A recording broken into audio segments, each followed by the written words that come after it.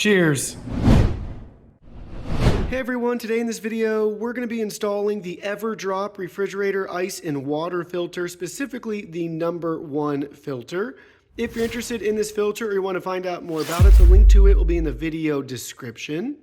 Here's a look at the retail packaging here. You'll see our compatible brands listed on the filter. They also have them on the side of the packaging for you, as well as the benefits of this filter and the contaminants it's going to help reduce and capture. We have some additional product information on the back side here. The capacity, the flow rate. This will last for 6 months. Here's a look at the push to replace instructions. You can identify with your make and model where the filter location is going to be.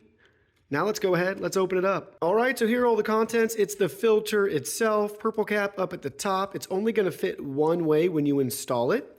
You'll see we have our indicator down here at the bottom as well. Pay attention to how we have all these raised pieces of plastic in the filter. Again, that's why it's only gonna be able to be installed one way.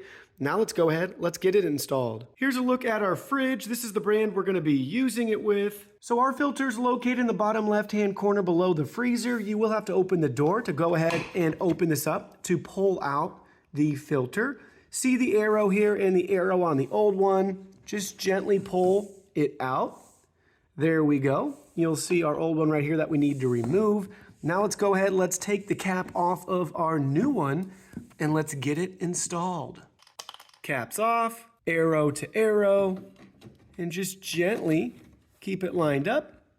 And now we'll just shut and push everything back in.